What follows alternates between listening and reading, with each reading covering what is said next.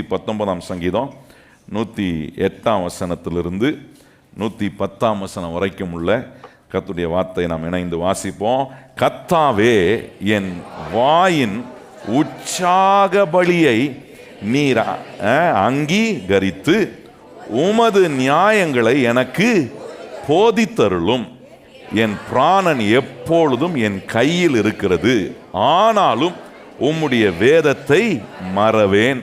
துன்மார்க்கர் எனக்கு கண்ணி வைக்கிறார்கள், ஆனாலும் நான் உம்முடைய கட்டைகளை விட்டு வழி தவறேன்னு சொல்றாரு பாருங்க. அங்கே ரொம்ப அற்புதமா 3 காரியங்களை இங்கே நம்ம கவனிக்கிறோம். இந்த 3 வசனங்களில் பிரதானமாக கவனிக்க வேண்டிய ஒன்று, ஆண்டவருடைய பிள்ளைகள் கர்த்தரை உற்சாகமாய் நம்ம துதித்து பலி செலுத்தும் போது, மறுபக்கத்தில் ஆண்டவர் நமக்கு ஏராளமான காரியங்களை கற்றுக் கொடுக்கிறார்.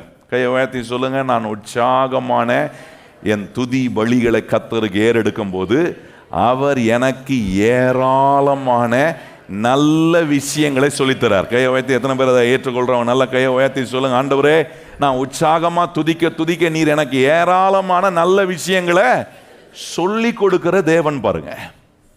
அப்ப கவனிச்சு பாருங்க, இன்னைக்கு நம்முடைய துதிகள் நாம் தேவனுக்கு கொடுக்கிற ஒன்று, தேவன் நம்மிடத்தில் எதிர்பார்க்கிற ஒன்று. நான் கர்த்தரை துதிக்கும் போது நம்ம நினைக்கணும், நம்முடைய மனசுக்குள்ள என்ன வரணும்னா, கர்த்தரை நான் துதிக்கும் போதெல்லாம் நான் அவர்கிட்ட இருந்து நிறைய பெறுவதற்காக என்ன அவரை துதிக்க வைக்கிறாரு, நிறைய காரியங்களை கற்றுக் கொடுப்பார். Learning and teaching will come to a person who has praise in his lips. ஒரு மனுஷனுடைய வாயில கர்த்தரை துதிக்கிற துதி இருக்குன்னா, அவனுக்கு கர்த்தர் போதித்து கற்றுக் கொடுக்கிற காரியங்கள் அவனுடைய வாழ்க்கையில நிச்சயமாய் உண்டாகும். கையை உயர்த்தி சொல்லுங்க, ஆண்டவரே, நான் எப்பொழுதும் உம்மை துதிக்கிறவனா இருக்கணும். கையை உயர்த்தி சொல்லுங்க, என்ன நடந்தாலும் எதை நான் சந்தித்தாலும் எக்காலத்திலும் கர்த்தரை நான் என்ன பண்ணுவேன், 2 பக்கத்திலும் செயல்படுகிற கிரியை செய்கிற ஒரு ஆசீர்வாதமான காரியம். சபை ஆராதனை ஒழுங்குல கவனிச்சிங்கன்னா இந்த 2 பகுதி இருக்கும். ஃபர்ஸ்ட் ஆஃப் நம்ம கர்த்தரை துதிச்சு கர்த்தருக்கு கொடுக்கிற காரியங்கள். 2வது ஆஃப் என்ன பண்றாரு, ஆண்டவர் தம்முடைய வார்த்தையிலிருந்து நமக்கு ஏராளமாக கொடுக்க. நான் எவ்வளோ கொடுத்துருக்கிறேனோ அதை காட்டிலும் பல மடங்கு எண்ண முடியாத அளவுக்கு கர்த்தர் ஏராளமாய் தாராளமாய் நமக்கு ஒவ்வொரு முறையும் கொடுக்கிற தேவன். கையை உயர்த்தி எத்தனை பேர் ஆண்டவர் அங்கீகரிக்கிறவங்க, அப்படி பெற்று அனுபவித்தவங்க கையை உயர்த்தி சொல்லுங்க, ஆண்டவரே, நான் உமக்கு கொடுத்ததெல்லாம் கொஞ்சம் தான், நீர் எனக்கு ஏராளமாய் கொடுக்கிறேன். எத்தனை பேர் அதை சொல்ல முடியுமா? நல்ல கையை உயர்த்தி வாயை திறந்து சொல்லுங்க பாப்பா, ஆண்டவரே, நான் உமக்கு கொடுக்கிறதெல்லாம் ரொம்ப குறைவு ஆண்டவரே, லீஸ்ட், ஆனா நீர் எனக்கு ஆண்டவரே ஏராளமாய் எனக்கு கொடுக்கிற. அதை தான் இங்க சொல்றான் பாருங்க, என் உற்சாகமான பலியை நான் உமக்கு கொடுத்தா, உம்மிடத்திலிருந்து ஆண்டவரே உம்முடைய நியாயங்களை எனக்கு நீர் என்ன பண்ணுகிறீர், போதிக்கிறீர். உம்முடைய வசனத்தினால எனக்கு போதித்து கற்றுக் கொடுக்கிற ஒரு தேவனாய் நான் என் வாழ்க்கையில அனுபவிக்கிறேன். இப்போ கேள்வி இங்கே நம்முடைய வாழ்க்கையில் நம்ம கண்டுபிடிக்க வேண்டியது, am I giving my free will praise to God? நான் என்னுடைய உற்சாகமான பலியை கொடுக்கிறேனா? கர்த்தரை துதிக்க வரும்போது எப்படி வரேன், அதான் ரொம்ப முக்கியம். கர்த்தரை துதிக்கும் போது என்ன பண்றோம், நம்ம பலவீனத்தை தான் பார்க்குறோம் பாருங்க. நம்ம பலவீனமானவர்களா இருக்கலாம், ஆனா தேவனுடைய சமூகத்துக்கு வரும்போது தெரியும், ஆண்டவரே, என் பலவீனத்திலிருந்து நான் ஆண்டவரே உம்மை மேன்மை பாராட்டுறேன். ஏன்னா நான் கொடுக்கிறத காட்டிலும், நான் உம்மை துதிக்கிறத காட்டிலும் நீர் எனக்கு ஏராளமாய் கொடுக்க போகிறீர். கையை உயர்த்தி சொல்லுங்க, ஆண்டவரே, பல பலவீனங்கள், பல மனசோர்வுகள், பல சவால்கள் மத்தியில நான் கர்த்தரை துதிக்கும் போது, ஆண்டவரே, அதை நான் உற்சாகமா செய்யணும். கையை உயர்த்தி சொல்லுங்க, எப்படி செய்யணும் அதை? உற்சாகமா. ஆண்டவர் பாருங்க, அந்த உற்சாகம்ன்ற அந்த வார்த்தையில ஆண்டவர் ரொம்ப கவனம் வைக்கிறார். கர்த்தருக்கு காணிக்கை கொடுக்கும் போது எப்படி தான் கொடுக்கணும், கர்த்தருக்கு ஊழியம் செய்யும் போது எப்படி தான் ஊழியம் செய்யணும், ஜெபம் பண்ணும் போது எப்படி தான் செய்யணும், கர்த்தரை துதிக்கும் போதும். நிறைய பேர் நினைச்சுக்கிறாங்க நேரத்தை போக்குறதுக்காக 2 பாட்டு வச்சுக்கிறாங்க ஆராதனையில. நேரத்தை போக்குறதுக்காக எல்லாரையும் வர வைக்க அசம்பிள் பண்றதுக்கு என்ன நினச்சிக்கிறாங்கன்னா, பாட்டு பாடுவாங்க, எல்லாம் அசம்பிள் ஆகிற வரைக்கும் பாடுவாங்க. ஆனால் அந்த காலத்தில் நீங்கள் இந்த ஆதி திருசபை இருந்த காலத்தில் கவனிச்சிங்கன்னா முதல்ல எடுத்தோன்னே வசனம் தான் போதிப்பாங்க. சினகாக்குன்றாங்க பாருங்க, தேவ ஆலயத்தில் வைத்திருந்த முறைமைகள் எப்படி இருந்துச்சுன்னா, முதல்ல எடுத்தோன்னே கர்த்தருடைய வார்த்தை தான் பிரசங்கம் பண்ணிட்ட பிறகு தான் கர்த்தரை துதிப்பார்கள். ஆனால் இன்னைக்கு அப்படியே காலப்போக்கில் அப்படியே என்னவா ஆயிடுச்சுன்னா, நான் நினைக்கிறேன் காலப்போக்கில் ஜனங்கள் லேட்டாக வந்திருப்பாங்க.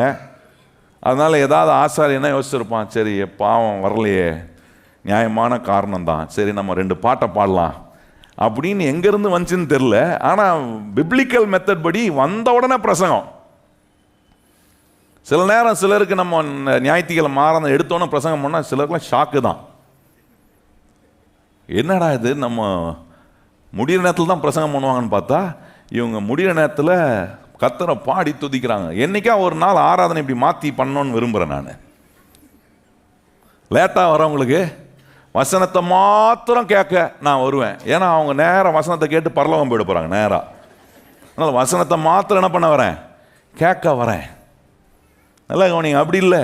நான் கர்த்தருடைய சமூகத்துக்கு வரும்போது கர்த்தரை துதிக்கணும்.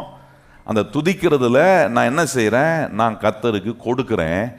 கொடுக்கும்போது ஒன்று உணர்ந்து கொள்கிறேன், அவரிடத்துல நான் ஏராளம் இன்றைக்கு பெறப்போகிறேன். கையை உயர்த்தி சொல்லுங்க, கர்த்தரை ஒவ்வொரு முறையும் துதிக்கும் போது எனக்கு ஒன்று தெரியும், எனக்கு நான் அவரை துதிப்பதுக்கு கர்த்தர் எனக்கு கொடுத்த இந்த ஜீவன்ல இருந்து, இந்த பலன்ல இருந்து நான் கொடுத்துருக்கிறேனே, என் வாய் நிறைய ஆண்டவர் துதிச்சிருக்கிறேனே, எனக்கு ஒன்று தெரியும், என்னை காட்டிலும் என் தேவன் எனக்கு ஏராளமாய் கொடுக்கிறார். கையை உயர்த்தி எத்தனை பேர் அப்படி சொல்ல முடியும்? ஆண்டவரே, நான் ஒன்றை கொடுத்தா எனக்கு ஏராளமாக கொடுப்பாரு.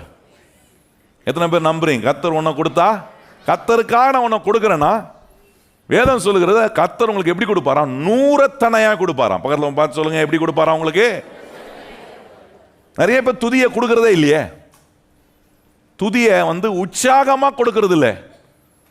உற்சாகமாக கொடுப்பீங்கன்னா அதுக்கு வரக்கூடிய ரிசல்ட் என்னன்னா, ஆண்டவர் சொல்றார், நான் உனக்கு ஏராளமாய் போதிக்கிறவராய் இருப்பேன். ஏராளமான காரியங்களை கற்றுக் கொடுக்கிற ஆசீர்வாதமான தேவன். பாருங்க, இதுல சில காரியங்களை உங்களுக்கு சொன்னாதான் இந்த காரியத்தை உற்சாகமா நம்ம செலுத்துறதுக்கு இது ரொம்ப முக்கியமான ஒரு அனுபவம். வாழ்க்கையில் இது ரொம்ப அவசியமான ஒரு அனுபவமா இருக்கு. பாருங்க, பழைய ஏற்பாட்டில் இந்த ஆசரிப்பு கூடாரன்றதை கவனிச்சிங்கன்னா, ஆலயத்தில் இருந்த முறைமைகளை கவனிச்சிங்கன்னா என்ன பண்ணுவாங்கன்னா, அங்கே பிரகாரம்னு ஒன்று இருக்கும், அதுக்கப்புறம் என்ன பரிசுத்த ஸ்தலம்னு ஒன்று இருக்கும், அதுக்கப்புறம் மகா பரிசுத்த ஸ்தலம். சொல்லுங்க, என்ன இருக்கும்? பிரகாரம், பரிசுத்த ஸ்தலம், மகா பரிசுத்த ஸ்தலம். இந்த பிரகாரன்றது கோட்ஸ்ன்னுவாங்க. 100ஆம் சங்கீதத்தில் நம்ம வாசிக்கிறோம், 4ஆம் வசனம் சொல்லுகிறது, கர்த்தருடைய சமூகத்தில் ஆண்டவருடைய பிரகாரங்களுக்குள்ள பிரவேசிக்கும் போது எப்படி பிரவேசிக்கணுமா? வாசிங்க எடுத்து 100ஆம் சங்கீதம் 4ஆம் வசனம் வாசித்துருங்களேன். என்ன அங்கே எப்படி சொல்லியிருக்கு? என்ன அங்கே 100ஆம் சங்கீதம் 4ஆம் வசனம் வாசிப்போமா? அவர் வாசல்களில் துதியோடும் அவர் பிரகாரங்களில் புகழ்ச்சியோடும் பிரவேசித்து அவரை துதித்து அவருடைய, நல்லா கவனிங்க, அப்போ பிரகாரத்தில் என்ன உண்டாகுதுன்னா துதி உண்டாகுது. நல்லா கவனிக்கணும். தேவனுடைய பிரகாரத்துக்குள்ள நான் வரும்போதெல்லாம், எப்பெல்லாம் தேவனுடைய சமூகத்தில் ஆலயத்துக்குள்ள என்டர் ஆகிறேனோ அப்போ என் வாயில துதி இருக்கணும். கையை உயர்த்தி சொல்லுங்க, இந்த ஆலயத்துக்குள்ள வரும்போதே எப்படி வரணும்? படி ஏறும் போது எப்படி ஸ்தோத்திரம் ஸ்தோத்திரம்னு ஏறணும். படி ஏறும்போது அப்படி ஏறினீங்கன்னா இங்கே வந்தா என்ன கர்த்தரை துதிக்கிற அனுபவம் இருக்கும். ஐயோ முடியலப்பா, எப்போ இந்த படி ஏறி மேலே போய் உட்காந்து அங்கே என்ன பண்ண போகிறாங்களப்பா அப்படின்னு வந்தீங்கன்னா அந்த ஆராதனை முழுவதும் எப்படி இருக்கணும் உங்களுக்கு? கர்த்தரிடத்துல கற்றுக்கொள்றதா இருக்காது, அது வேற மாதிரி பாரமானதாக ஒன்று மாறிடும். கையை உயர்த்தி சொல்லுங்க, ஆண்டவரே உம்முடைய ஆலயத்துக்குள்ளே வரும்போதே உம்மை துதித்து கொண்டே வருகிறேன். சொல்லுங்க, கையை உயர்த்தி, உம்முடைய ஆலயத்துக்குள்ளே வரும்போதே. சில வீட்டிலேருந்து கிளம்பும் போதே துதிச்சுன்னே வரணும். அங்கேருந்து வீட்டிலேருந்து ஆரம்பிச்சிடணும். வீட்டிலேருந்து கிளம்பும் போதே திட்டினே தானே கிளம்புறோம். எல்லாரையும் திட்டிக்கிட்டு எல்லாரையும் விரட்டி விரட்டி எல்லாத்தையும் பண்ணிட்டு வரும்போது சரி அங்கே விரட்டி விரட்டி பண்ணுறீங்க. ஆனால் காரில் ஏறின பிறகு, பைக்கில் ஏறின பிறகு என்ன பண்ணணும்? ஒரு 2 பாட்டை பாடிக்கிட்டே வரணும். பாடுவோம், பாட்டு பாடலாம், வா போன வாரம் பாஸ்டர் தான் பாட்டு பாடினார், அந்த 2 பாட்டை பாடிக்கிட்டே போகலாம் அப்படின்னு வரணும். அப்படின்னு வந்தீங்கன்னா சர்ச்சைக்கு வர வழியில் சண்டை வராது. நான் சொல்கிறது புரியுதா இல்லையா? எல்லாம் வீட்டிலேருந்து கிளம்பி இங்கே வந்து சேரத்துக்குள்ளே ஒரு சண்டை அந்த சண்டை எப்படி முடிஞ்சிருக்கோம்னா ஒரு அரைகுறையா முடிஞ்சிருக்கோம். முடிஞ்ச அரைகுறை சண்டை ஆலயம் முடிஞ்சு போனோன்னா கண்டினியூ ஆகும். நிறைய பேருடைய வாழ்க்கையில் இப்படி தான் இருக்கு.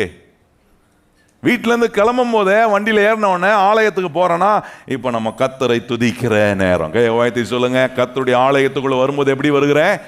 துதியோட வரேன். ஏன்? பிரகாரங்களுக்குள்ள, அப்புறம் பரிசுத்த ஸ்தலம், அதுக்கப்புறம் மகா பரிசுத்த ஸ்தலம். ஏன் ஆண்டவர் இப்படிப்பட்ட ஒரு காரியத்தை வைத்திருக்கிறார்ன்றதை நம்ம விளங்கி கொண்டோம்னா, தேவனுக்கு எப்போவுமே என்னுடைய உற்சாகமான துதியை நான் கொடுப்பதில் ஒரு நாளும் நான் பின்தங்கி நிற்கிறவனா இருக்க மாட்டேன்.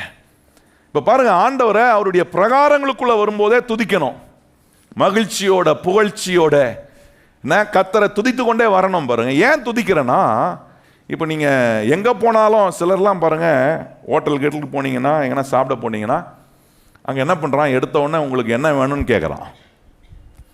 எடுத்தோடனே சிலர் என்ன போயிடுவாங்க, சிலர் என்ன பண்ணுவாங்க, நேராக மெயின் கோர்ஸ், நான் சொல்ல புரியுதா, நேராக சாப்பாடுக்கு இறங்கிடுவாங்க. ஆனால் நல்லா சாப்பிட்றவங்கள கவனிச்சிங்கன்னா, நல்ல ஒழுங்காக சாப்பிட்றவங்கள கவனிச்சிங்கன்னா, ருசித்து அதை சாப்பிட்றவங்கள நீங்கள் பார்த்தீங்கன்னா, போன உடனே அங்கே என்ன பண்ணுவாங்கன்னா, சூப்பை ஆர்டர் பண்ணுவாங்க. சூப் ஆர்டர் பண்ணிட்டு அதுக்கு 2 ஸ்டார்டர்ஸை சொல்லி அதுக்கப்புறம் சாப்பிட்டுட்டு அதுக்கு ஒரு கேப்பு கொடுத்துட்டு அதுக்கப்புறம் தான் என்ன பண்ணுவான், வெயிட்டர் வந்து ஒரு மெயின் கோர்ஸுக்கு கேட்குறான்.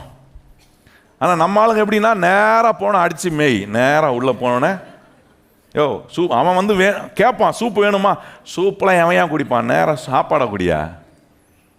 ஏன்னா அதில் கொஞ்சம் விஷயம் இருக்குது. கொஞ்சம் சூப்பை சாப்பிட்டா நம்முடைய பசியினுடைய அப்பிடேட்டை கொஞ்சம் கரெக்டாக அது பேலன்ஸ் பண்ணோம்.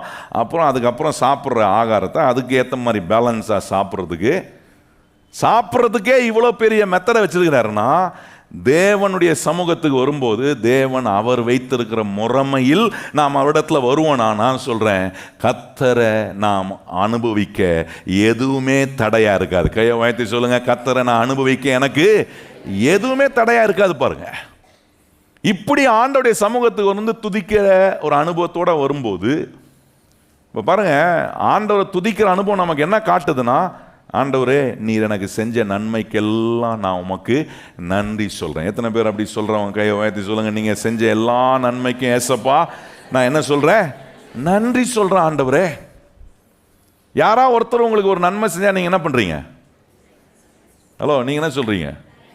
சிலர் இருப்பாங்க, என்ன பண்ணாலும் நன்றி மாத்திரம் வாயில், தேங்க்யூ, இந்த சாரி, இந்த 2 வார்த்தை மாத்திரம் அவங்க வாயிலேருந்து வாங்குறதுக்குள்ளே என்னமோ முத்தே வாயிலேருந்து கொட்டிடுற மாதிரி அவங்க சொல்லவே மாட்டாங்க பாருங்க. ஆனால் எடுத்ததுக்கும் எல்லாத்துக்குமே ஒரு மனுஷன் என்ன பண்ணுறோம், யாராவது ஒருத்தர் பாருங்கள், ஹோட்டலுக்கு போகிறீங்க, சாப்பிட்றீங்க, ஒரு சர்வர் வந்து உங்களுக்கு சர்வ் பண்ணுறாரு, அது அவருடைய வேலை. ஆனால் அந்த ஹியூமனிட்டியில் நம்ம என்ன பண்ணுறோன்னா, அவங்களுக்கு என்ன சொல்கிறோம், நமக்கு சர்வ் பண்ணவங்களுக்கு தேங்க்யூ. நம்ம பிளேட் எடுக்கிறாங்களோ அவங்களுக்கு என்ன சொல்கிறோம், தேங்க்யூ அப்படின்னு சொல்கிறோம். ஆனால் ஆண்டவர் நமக்கு நம்மளை பிறக்க வச்சதிலிருந்து நம்மளை இந்த உலகத்தில் நம்முடைய ஓட்டத்தை முடித்து அவரோட நித்தியத்துக்கு கொண்டு போகிற வரைக்கும் அவர் நம்முடைய வாழ்க்கையில் ஏராளமான நன்மை செய்கிறாரு. அவருக்கு மாத்திரம் நன்றி சொல்லணும்னா நம்ம என்ன செய்ய வேண்டியதாக இருக்குன்னா, கேட்டு கேட்டு வாங்க வேண்டியதாக இருக்கு. வாயத்திறந்து நன்றி சொல்லு, ஆண்டவருக்கு நன்றி சொல்லு அப்படின்னு என்ன பண்ண வேண்டியதாக இருக்கு, கேட்டு கேட்டு வாங்க வேண்டியதாக இருக்கு. ஆண்டவர் பார்க்குறாரு, என்னடா இது, நான் இவ்வளோ நன்மை செஞ்சு இவங்ககிட்ட என்ன பண்ண வேண்டியதாக இருக்கு, கேட்டு கேட்டு வாங்க வேண்டியதாக இருக்கு. பிள்ளைங்க கையாமையானக்கான 2 பிஸ்கட்டை கொடுங்க. பிள்ளைங்களை அமைதியாக வைக்கிறதுக்கு இது ஒரு பயிற்சி உங்களுக்கு இங்கே. ஏன்னா பிள்ளைங்க கையாமையானாங்கன்னா பிள்ளைங்க அவங்க சத்தம் போடுறது அவங்களுடைய பழக்கம், அதுக்கு ஏற்ற மாதிரி பிஸ்கட்டு. நான் தான் சொன்னேன், ஜெபத்துக்கு வரும்போதே பிள்ளைங்களை கூப்பிட்டு வரீங்கன்னா அவன் கிறுக்கிறதுக்குன்னு ஒரு பேப்பரை கொண்டு வரணும், அவனுக்கு ஒரு கிரையான்ஸை கொண்டு வரணும், உங்கள் காலு கீழே உட்கார வச்சிங்க. உட்காந்து கிறுக்கடா ராஜா, எவ்வளோ வேணாலும் கிறுக்கிக்கோ, சத்தம் மாத்திரம் போட, சத்தம் போடாமல் 2 பிஸ்கட் வாயில் சர்க்குன்னு சொல்லுவாங்க. அப்போ கவனிச்சு பாருங்க, ஆண்டவருக்கு நன்றி சொல்றது மாத்திரம், கர்த்தரை துதிக்கிறதுல மாத்திரம் கேட்டு கேட்டு வாங்குறதா இருக்கிறதுனால தான் என்ன மாதிரி இருக்க மாட்டேது நம்ம துதி, உற்சாகமான துதியா இல்லை. எதுக்கு இதை சொல்றேன், ஆண்டவருக்கு நன்றி சொல்லுங்க, ஆண்டவருக்கு நன்றி சொல்லுங்க, எல்லாம் கர்த்தரை துதிப்போம் அப்படின்னு சொல்லி நடத்துறவங்க கேட்டு கேட்டு சில நேரம் நாக்குலாம் வறண்டு போய் தொண்டெல்லாம் வறண்டு போயிடும் பாருங்க. எல்லாம் கொஞ்சம் ஸ்தோத்திரம் பண்ணுங்கன்னு ஒரு சிப்பு குடியத்தில் நின்றுவாங்க. ஸ்தோத்திரம் நம்மளை தண்ணியும் கொடுக்க மாட்டாங்க, அந்த மாதிரி இப்போ எப்படி ஆயிடுச்சுன்னா, கிறிஸ்தவ வாழ்க்கை ஸ்தோத்திரம் பண்ண இங்கேயே ஸ்தோத்திரம் வரமாட்டுதே, தனிப்பட்ட ஜெபத்தில் வாயத்தந்து ஸ்தோத்திரம் வருமா? ஒரு 4-5 பேர் கூடுற இடத்துலயே கொஞ்ச நேரம் எப்படி மாறணும்? சபை கூடி வருகிற அனுபவம் எப்படி மாறணும்னா, நிறுத்துங்க போதும், துதிச்சது போதும்.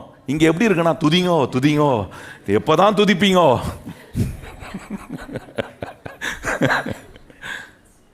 ஏன்னா ஒரு வாயத்திறந்து ஸ்தோத்திரம் அப்படின்ட்டா இவர் பெரிய 1000 ஸ்தோத்திரம் சொல்லிட்ட மாதிரி நினைப்பு இருக்கு. அது உற்சாகமான துதியில. துதிக்கிறதுல உற்சாகம் இல்லைன்னா தேவனிடத்துல நம்ம எதையுமே பெற முடியாது. அதுதான் பாருங்க, தேவன் ஒரு பெரிய சேனைய, சத்துருவின் சேனைய கவுக்கிறதுக்கு கூட என்னத்தை கொண்டு வந்து வச்சாரு?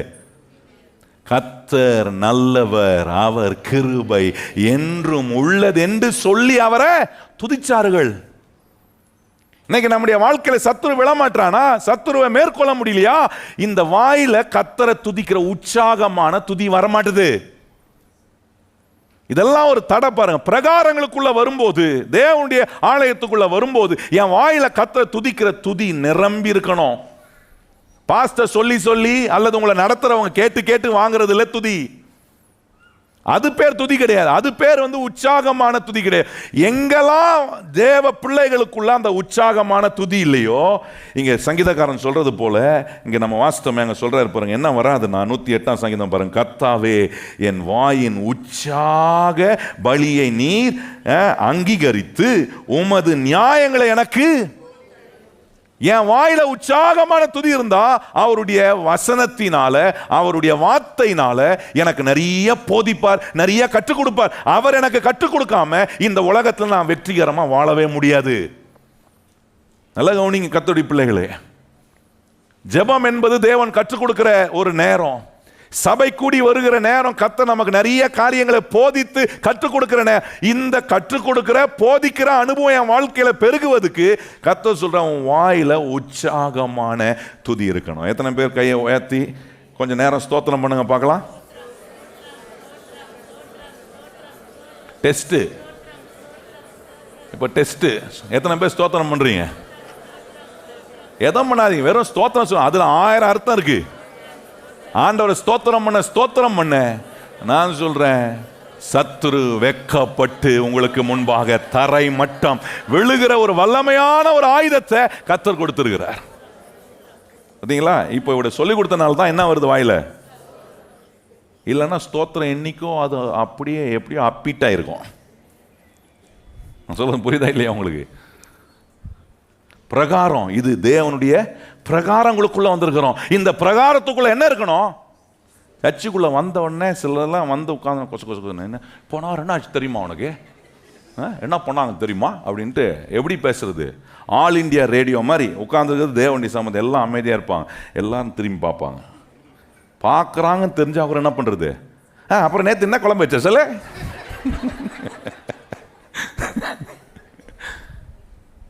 அது என்ன இல்லை, மறந்துட்டேன். நான் வந்திருக்கிறது தேவனுடைய பிரகாரம், தேவனுடைய ஆலயம். இங்கே நான் செய்ய வேண்டியது கர்த்தரை துதிக்கணுமே.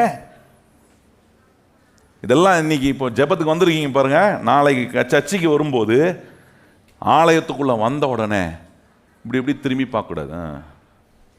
அவங்க யார், இவங்க யார், கழுத்து ஒரு இவ்வளோ தான் திரும்பும், ஆனாலும் உடம்பை திருப்பி பின்னாடி அப்படி பார்த்துட்டா தான் அவங்களுக்கு அந்த ஜெபத்தில் ஒரு பெரிய நிம்மதி. இல்லைன்னா அது பின்னாடி யாரோ உட்காண்டாங்களே. சர்ச்சுக்குள்ளே வந்த உடனே வாயில கர்த்தரை உற்சாகமாய் துதிக்கிறது. கையை உயர்த்தி சொல்லுங்க, என் வாயில் என்ன இருக்கு? எத்தனை பேருக்கு சத்தமாக சொல்லுங்க, என் வாயில் என்ன வச்சிருக்கிறேன்? எல்லாம் கேட்பாங்க. ஸ்கூலில் டீச்சர் கேட்பார், வாயில் நான் கொலக்கட்டையை வச்சிருக்கிறேன் கேட்பாங்களா? ஏன்னா டென்ஷன் ஆகுறாரு. அவர் ஒரு கேள்வி கேட்டு அதுக்கு பதில் சொல்லனா அவர் என்ன ஆகுறாரு? டென்ஷன் ஆகணும். வாயில் கொலக்கட்டையை சொல்ல மாட்டியா? 365 நாள் உனக்கு போதிச்சிருக்கிறேன் இந்த ஸ்கூலில், ஒரு அகாடமிக் இயர் ஃபுல்லாக, ஒரு கேள்வி கூட உனக்கு பதில் சொல்ல தெரியலையா? அப்படி டீச்சர் கேட்பார், ஆண்டவர் கேட்க மாட்டார். கையவத்தி ஆமேன்னு சொல்லுங்க. ஆனால் உணர்வு கொடுப்பார். உனக்கு இவ்வளோ போதிக்கிறனே, இவ்வளோ கற்றுக் கொடுக்குறனே, என் பிரகாரங்களுக்குள்ள வந்திருக்கிறியே, எங்க போச்சு என துதிக்கிற துதி? தேவனுடைய சமூகத்துக்குள்ள வந்து நான் சொல்றத உங்க வாழ்க்கையில நீங்க பயிற்சி பண்ணி பாருங்க. இதனால உங்களுக்கு கர்த்தர் எவ்வளவு போதிப்பாருன்னு செக் பண்ணி பாருங்க. இந்த வசனம்லாம் பொய் கிடையாது, இந்த வசனம்லாம் உண்மையானது. கர்த்தர் சொல்றபடி செஞ்சா கர்த்தர் நிச்சயமாய் அவர் சொன்னதை செய்ய வல்லவராய் இருக்கிறார். கையை சொல்லுங்க, கர்த்தர் சொன்னபடி செஞ்சா அவர் சொன்னதை நிறைவேற்ற அவர் ஒருவர் மாத்திரமே உண்மை உள்ளவர். கையை உயர்த்தி ஆண்டவருக்கு ஆமென் சொல்லுங்க பார்ப்போம். அப்ப பிரகாரங்களுக்குள்ள வரும்போது கர்த்தரை துதிக்கிறோம். துதிக்க அந்த துதி எப்படி மாறுதுன்னா நோக்கம் உள்ளதாய், இட் பிகம்ஸ் மோர் பர்பஸ்ஃபுல். என் வாயில அந்த உற்சாகமான துதி என்ன பண்ணுதுன்னா என்ன ஒரு நோக்கம் உள்ள ஒரு மனிதனாக மாற்றுது. வாழ்க்கையை நான் நோக்கமற்ற விதத்தில் வாழல. பாருங்க, ஏசாயாவில் 43ஆம் அதிகாரம், அங்கே ஒரு சில வார்த்தைகளை உங்களுக்கு காண்பிக்க விரும்புகிறேன். ஏசாயா 43ஆம் அதிகாரம் 21ஆம் வசனம். 43ஆம் அதிகாரம் 21ஆம் வசனம் பாருங்க, சொல்றாரு, இந்த ஜனத்தை எனக்கென்று ஏற்படுத்தினேன், இவர்கள் என் துதியை, இது அதுக்கப்புறம் சொல்றாரு பாருங்க, இவர்கள் என்னுடைய துதியை சொல்லி வருவார்கள் என்றே ஒரு நோக்கத்தை வச்சுக்க. இவர்கள், இந்த ஜனம், நான் ரட்சித்த என்னுடைய பிள்ளைகள் என்ன துதிக்கணும், என்ன தவிர வேற எதையும் அவங்க செய்யக்கூடாது. இப்படி உங்களை உண்டாக்கி உங்களை இருளில் இருந்து கொண்டு வந்தவர், உங்களை ரட்சித்து அவருடைய பிள்ளையா வச்சு உங்களை ஆசீர்வதிக்கணும்னு விரும்புறவர், அவரை தவிர நீங்க வேற யாரையும் துதிக்க கூடாதுன்னு நினைக்கிறது தப்பா சரியா? எத்தனை பேர் அது சரின்னு சொல்றீங்க? கையை உயர்த்தி சொல்லுங்க, ஆண்டவரே நீர் நான் உண்மைதான் துதிக்கணும்னு நினைக்கிறது. எத்தனை பேர் கையை உயர்த்தி சொல்றீங்க, ஆண்டவரே அது என் வாழ்க்கையில ரொம்ப நல்லதப்பா, அதுதான் சரி. ஆனா அடுத்த வசனம் சொல்லுது பாருங்க, ஆனாலும் யாக்கோபே நீ என்னை நோக்கி கூப்பிடவில்லை, இஸ்ரவேலே நீ என்னை குறித்து. நல்லா என்ன சொல்றாரு, மனம் அதனை சொல்றாரு, சலிச்சு போயிட்ட, மனம் சலித்து போயிட்ட நீ அப்படின்றார். ஒரு மாதிரி ஆயிட்ட. என்ன நான் மறந்துட்டேன்னா, எனக்கு கர்த்தர் என் வாயில வைக்கிற அவரை துதிக்கும்படி என்னை கொண்டு வந்திருக்கிறாரு, அதுக்கு ஒரு நோக்கத்தை வச்சிருக்கிறாரு. பாருங்க, இன்னும் புதிய ஏற்பாட்டில் வாசித்தோம்னா இந்த வசனம், every time when you praise God in the courts there is a purpose getting fulfilled in your life. உங்க வாழ்க்கையில ஆண்டவர் வைத்திருக்கிற அற்புதமான நோக்கம் நிறைவேறுவதற்கு கர்த்தரை துதிக்கிறது ரொம்ப முக்கியம். பாருங்க, 1 பேதுரு 2ஆம் அதிகாரம் 9ஆம் வசனத்தை வாசிப்போமா? அங்க சொல்லியிருக்கு பாருங்க, நீங்களோ உங்களை அந்தகாரத்திலிருந்து தம்முடைய ஆச்சரியமான ஒளியினிடத்துக்கு வரவழைத்தவருடைய புண்ணியங்களை அறிவிக்கும்படி தெரிந்து கொள்ளப்பட்ட சந்ததியாரும் ராஜரீகமான ஆசாரிய கூட்டத்தாராயும் பரிசுத்த ஜாதியாயும் அவர்களுக்கு சொந்த ஜனமாகவும் இருக்கிறீங்க. நல்ல கவனிங்கள், அவருடைய புண்ணியங்களை, அவருடைய பிரைசஸை நம்ம டிக்ளேர் பண்ணுவதற்காக. ஆங்கிலத்தில் ரொம்ப அழகா போட்டிருக்கு, அவருடைய துதியை, அவருடைய புகழை, அவருடைய பிரைஸை நான் சொல்றதுக்காகவே என்ன ஆண்டவர் வந்து என்ன ஆசாரியனா ராஜரீக கூட்டமாக என்ன ஆண்டவர் தெரிந்து கொண்டிருக்கிறாராம். பாருங்க, பழைய ஏற்பாட்டில் கவனிச்சிங்கன்னா ஆண்டவர் வந்து ஒவ்வொரு காரியத்துக்கும் ஒவ்வொருத்தரும் தெரிஞ்சு, ஆசாரிய வேலைக்கு ஆசாரியன், ராஜாவா இருப்பதுக்கு ராஜாவன், தீர்க்கதரிசியா இருப்பது ஆனா புதிய ஏற்பாட்டு வரும்போது எல்லாரையும் ஆண்டவர் ராஜாக்களாகவும் ஆசாரியர்களாகவும் ஆண்டவர் தெரிந்து கொள்றாராம். எல்லாருடைய வாயிலையும் கர்த்தரை துதிக்கிற உற்சாகமான பலி இருக்கணும். கையை உயர்த்தி சொல்லுங்க, கர்த்தரை துதிக்கிற உற்சாகமான பலி. சண்டை போடுறதுக்கு வாய் ரொம்ப உற்சாகமா இருக்கு. ஹலோ, வரட்டும், இன்னைக்கு கேட்காம அவரை விடுறதில்லை. அதுல எப்படி இருக்கு, எங்க இருந்தா வருது ஸ்ட்ரென்த் தெரியாது. பாருங்க, அது வந்து சரியத்துல பலனேலா கூட வந்தா அவரை கேட்காம விடுறதில்லை. அதுல ஒரு உற்சாகம். நான் கேட்கிறேன், ஒரு தீமை செய்வதுக்கே இவ்வளவு உற்சாகம் வரும்னா நமக்கு தீமையெல்லாம் நன்மையாய் மாற்றுவரை துதிக்கிறதுக்கு எவ்வளவு உற்சாகமா செய்யணும். கையை உயர்த்தி சொல்லுங்க, ஆண்டவரே எனக்கு எல்லா தீமையும் நன்மையாக நீர் மாற்றுகிறீர். எத்தனை பேர் அதை அனுபவித்திருக்கிறவங்க கையை உயர்த்தி சொல்லுங்க, ஆண்டவரே எனக்கு எல்லா தீமையும் நீர் என்னவா மாத்துறீரு, நன்மையாய் மாற்றிருக்கிற உண்மை நான் துதிக்கும் போது ஏதோ கடமைக்கு சொல்லி இருக்கிறாங்க, கேட்கறாங்க, சொல்றாங்க, இல்லைன்னா விட மாட்டாங்க. சில நேரம் குடும்ப ஜெபத்தில் கூட பாருங்க, வீட்டில் குடும்பமாக ஜெபம் பண்ணா கூட வாயில் ஸ்தோத்திரம் வராது. சில நேரம் எப்படி வந்துடும், எப்போ முடிப்பார், ஆமாடா ஆரம்பிச்சிட்டாரா, அப்பா ஜெபம் பண்ணுறாரா. இவர் அப்படியே இந்தியாவிலேருந்து ஆரம்பித்து கன்னியாகுமரிக்கு போயிட்டு அப்புறம் காஷ்மீர் போயிட்டு முடிச்சுட்டு வரத்துக்குள்ளே எப்போ தான் முடிப்பாரோ. இப்போ நினச்சிக்கிட்டே இந்த ஜெபத்தில் உட்கார்ற குடும்ப ஜெபத்தில் எப்படி இருக்கும், ஸ்தோத்திரமாக வரும். சில வீட்டிலலாம் ரொம்ப டீசென்ட், என்ன சொல்லுவாங்க, ஆரம்பிக்குமே ஷார்ட் அண்ட் ஸ்வீட்டாக முடிச்சிடணும்னா. அது இப்படிலாம் நம்ம பண்ணோன்னு வச்சிங்களேன், நான் சொல்கிறேன், கர்த்தரை உற்சாகமாக துதிக்கிற அனுபவம் வரவே வராது. நான் அவருடைய பிரகாரங்களுக்குள்ள வரேன், கர்த்தரை துதிக்கிறதுக்காக என்னை தெரிந்து கொண்டிருக்கிறாரு. என்னை ஆண்டவருடைய பிள்ளையாக, ராஜாவாக, ஆசாரியனாக இருக்கும்படி தேவன் தெரிந்து கொண்டிருக்கிறாரே. பழைய ஏற்பாட்டில் பாருங்க, பலி செலுத்துகிற முறையை வச்சு மிருக பலிகளை செலுத்தினார்கள். ஆனால் புதிய ஏற்பாட்டு வரும்போது நம்முடைய துதியே கர்த்தருக்கு பலியாய் மாறுகிறது. கையை உயர்த்தி சொல்லுங்க, நம்முடைய துதியே என்னவா மாறுது? அந்த பலியை ஒவ்வொரு நாளும் செலுத்தணும் பாருங்க. ஒரு மிருகத்தை கையில் பிடிச்சி கூட்டு வந்து போய் பலி செலுத்துறது பெரிய விஷயம் இல்லை. ஆனால் உங்களையே ஜீவ பலியா ஒப்பு கொடுக்கிறதுன்றது தான் பெரிய சவால். உங்களை ஆண்டவருக்கு ஜீவ பலியாக ஒப்பு கொடுத்து, ஆண்டவரே நான் என்ன உம்முடைய பிரகாரத்துக்குள்ள வரும்போது, உம்முடைய சமூகத்துக்குள்ள வரும்போது என்ன ஆண்டவரே நான் பிடிவாதமாய் வைக்காம எனக்கு நன்மை செய்த என் இயேசுவுக்கு முன்பாக என்னை தாழ்த்தி, ஆண்டவரே நான் உம்மை உற்சாகமா துதிக்கிறேன். ஆண்டவரே இன்னைக்கு எனக்கு ஜீவனை கொடுத்து வச்சிருக்கிறீரே, அதற்காக நான் உம்மை ஸ்தோத்தரிக்கிறேன். என் குடும்பத்தை ஆசீர்வதிக்கிறீரே, உம்மை நான் ஸ்தோத்தரிக்கிறேன். இன்னைக்கு ஆண்டவரே 3 வேளை எனக்கு ஆகாரத்தை கொடுத்தீரே, உம்மை நான் ஸ்தோத்தரிக்கிறேன். ஆண்டவரே இன்னைக்கு எத்தனையோ நெருக்கடியான பாதை வந்துச்சு, ஆனா அதுல நான் வெட்கப்படாதபடிக்கு அற்புதமா என் தேவைகளை சந்தித்தீரே, ஆகவே நான் உம்மை துதிக்கிறேன். இதெல்லாம் நினைத்து பார்க்கும்போது என் துதி கர்த்தருக்கு எப்படி மாறுதுன்னா உற்சாகமான துதியாய் மாறுகிறது.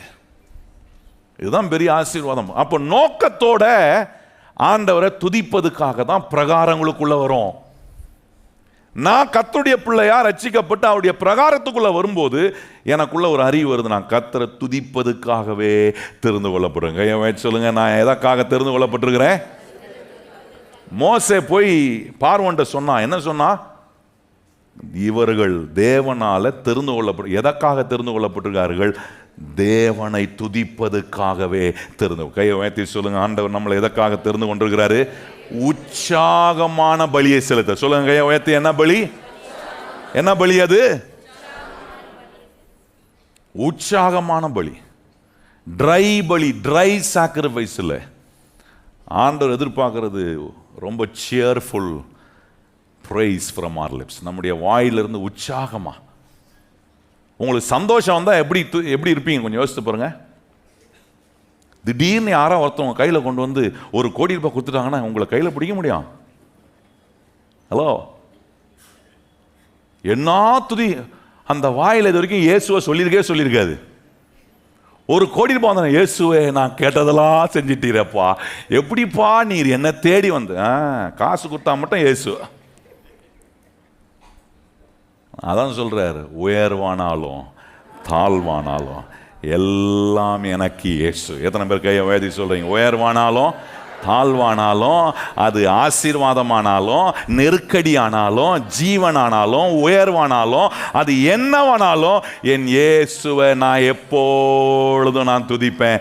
ஏன்னா என் இயேசு என்னை விட்டு அவர் விலகவே மாட்டார். எத்தனை பேர் நம்புறோம்? கையை வச்சு இயேசு என்ன பண்ண மாட்டாரு?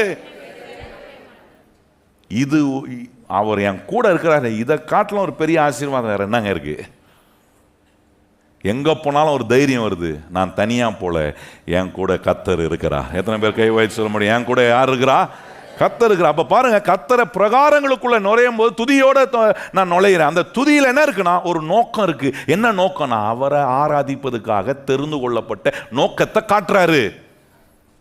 இன்னொரு காரியம் பாருங்க, கர்த்தரை துதிக்கும் போது அவருடைய பிரகாரங்களுக்குள்ள வரும்போது 147 சங்கீதம் வாங்க, என்ன சொல்றாரு பாருங்க.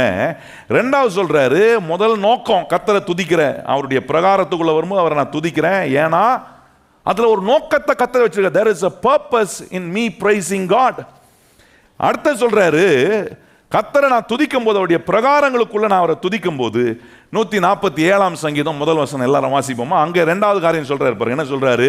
கர்த்தரை துதியுங்கள், நம்முடைய தேவனை கீர்த்தனம் பண்ணுகிறது நல்லது, துதித்தலே இன்பமும். நல்லா கவனி. அப்போ இங்க ரெண்டாவது காரியம், நான் பிரகாரத்துக்குள்ள நுழையும் போது கர்த்தரை நான் துதிக்கிறேன். ஏன்னா அது அவருடைய நோக்கம், எனக்கு அது ஒரு நோக்கத்தை காட்டுது. ரெண்டாவது, தேவனுக்கு அது இன்பமானதா இருக்கு. It is a pleasurable one to God. ஆண்டவர் ரொம்ப பிரியப்படுறதுன்னா நம்முடைய துதியில தான் அவர் பிரியப்படுகிறார். கையை உயர்த்தி சொல்லுங்க, அவரை நம்ம துதிக்கிறதுலாம் கர்த்தர் பிரியப்படுவார். எத்தனை பேர் கையை உயர்த்தி சொல்ல முடியும்? ஆண்டவரே, நான் உம்மை துதிக்கிறதுல ஆண்டவர் அவ்வளவு பிளஷரா பார்க்கறத. பரலோகத்தில் இடைவிடாம தேவதூதர்கள் ரக்கைகளை விரித்து கொண்டு அசைத்து, அவங்க போர் அடிச்சுட்டு இல்லை ரக்கைய, ஈ அடிக்கிறதுக்காக ரக்கை அடிக்கல, அவர்கள் இடைவிடாம ரக்கைகளை அசைத்து சொல்றாங்க, என்ன, பரிசுத்தர் பரிசுத்தர் பரிசுத்தர் சேனைகளின் கர்த்தர் பரிசுத்தர் பரிசுத்தர் என்று இடைவிடாம துதிக்கிறாங்களாம். ஆனா ஆண்டவர் சொல்றாரு, அவர்கள் துதிக்கிற துதியை காட்டிலும் என்னால என் சாயல்ல உண்டாக்கப்பட்டு விழுந்து போன மனுஷனை, என் குமாரனை அனுப்பி அவனை ரட்சித்து அவனை என்னுடைய பிள்ளையா மாற்றி இப்ப அவனுக்கு ரட்சிப்பை கொடுத்திருக்கிறேனே, அவன் வாயை திறந்து என்னை துதிக்கும் போதுதான் எனக்கு அதுல பிரியமா இருக்கு. கையை வயது சொல்லுங்க, ஆண்டவரை நம்ம துதிக்கும் போது அது அவருக்கு எப்படி இருக்கான்? இன்பத்தை உண்டாக்குதான். It brings pleasure to God, it brings pleasure to your life. நல்ல கவனிங்க கர்த்தருடைய பிள்ளைகளே, கர்த்தரை துதிக்க வரும்போது, அடுத்த முறை நீங்க ஆராதனைக்கு வரும்போது கர்த்தரை எப்படி துதிக்கணும்னா அப்படியே பிளஷரா இன்பமா துதிக்கணும். இன்பமா இருந்தா மூஞ்சி எப்படி இருக்கும்? துன்பமா இருக்காது. சொல்லுங்க, இன்பமா இருந்தா மூஞ்சி, சிலர் மூஞ்செல்லாம் துன்பமா தான் இருக்கு, இன்பமே வரமாட்டுது.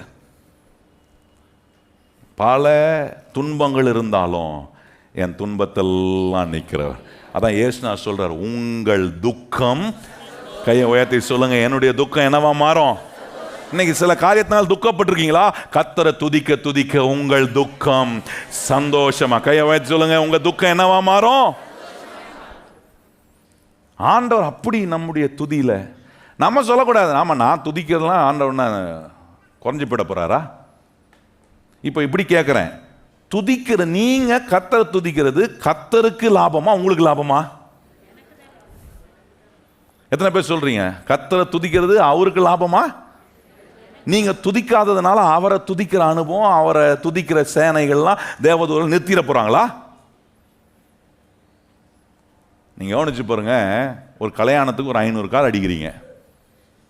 500 கார்டு அடிச்சு 500 பேரை கொடுத்து 500 பேரையும் மெமரைஸ் பண்ணி வச்சிருப்பாங்க. பார்த்துருக்கீங்களா சிலர்? அந்த 500 கார்டு ஆளுக்கும் கரெக்டாக இந்த வீட்டு இந்த ஆள் இந்த ஒரு கார்டு அப்படி அப்படின்னு கரெக்டாக 500 தலையை கரெக்டாக நோட் பண்ணி வச்சுருப்பாங்க. கல்யாணத்தில் நின்று எதுக்கே 1 வந்துருச்சு 2 வந்துருச்சு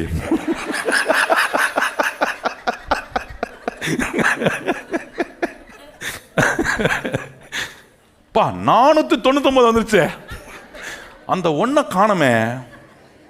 ஏன் வரல? நம்ம மைண்டே இவ்வளவு யோசிக்குதுன்னா, ஆண்டவர் தம்முடைய ரத்தத்தை சிந்தி தன்னுடைய ஜீவனை கொடுத்து உங்களை ரட்சித்து, ரட்சிப்பின் வஸ்திரத்தை உங்களுக்கு கொடுத்திருக்கிறாரே, உங்களை ரட்சித்து வச்சிருக்கிற இடத்துல நீங்க துதிக்கலன்னா ஆண்டவருடைய உள்ளம் அங்கலாய்க்காதா? நல்லா கவனிங்க, இதுக்கு தான் இந்த உதாரணம் சொல்றேன். இன்னொரு உதாரணம், நம்ம நினைக்கிறோம் நம்ம துதிச்சானா துதிக்கலன்னா என்ன ஆண்டவருக்கு என்ன பெரியதுவா? துதிக்கிறதுனால லாபம் எனக்கு தான். கையை வேதி சொல்லுங்க, துதிக்கிற கர்த்தரை துதிக்க துதிக்க லாபம் யாருக்கு? நல்ல கையை வேதி சத்தமா சொல்லுங்க, கர்த்தரை துதிக்க துதிக்க யாருக்கு லாபம்? நீங்க துதிக்கிறதுனால இன்னமும் ஆண்டவருக்கு பெரிய லாபம் கொடுக்குற மாதிரி நினைச்சிக்க கூடாது. ஆண்டவரை நீங்க துதிக்க துதிக்க உங்க வாழ்க்கைய நன்மையும் கிருபையும் ஜீவனுள்ள நாளெல்லாம் பின்தொடரும். கையை வேதி சொல்லுங்க, என்ன தொடருது? நன்மையும் கிருபையும் ஜீவனுள்ள நாளெல்லாம். ஒரு பஸ் பிரேக் டவுன் ஆயிடுச்சுன்னு வைங்க, நம்ம பஸ்ஸு போயிட்டு இருக்கிறோம், கவர்மெண்ட் பஸ் பிரேக் டவுன் ஆகிடுது. ஆனால் என்ன பண்ணுவாங்க, எல்லாரும் இறங்கி என்ன பண்ணுவாங்க? பஸ்ஸை தள்ளுவாங்கள? அப்படியே தள்ளுவாங்க பாருங்க. எல்லாரும் இறங்கி தள்ளுவாங்களா? கை கட்டிட்டு வேடிக்கை பார்க்கலாம் 2. தள்ளுறையா தள்ளு பார்க்கலாம், எப்படி போமா? ஒரு 10 பேராக தள்ளுவாங்களா தள்ள மாட்டாங்களா? போய் 10 பேர் தள்ளுவாங்க. அந்த 10 பேர் கூட இன்னும் ஒரு 3-4 பேர் இருப்பானுங்க. பார்த்துறீங்களா நீங்கள் யாருன்னு? சும்மா கை வச்சுட்டு.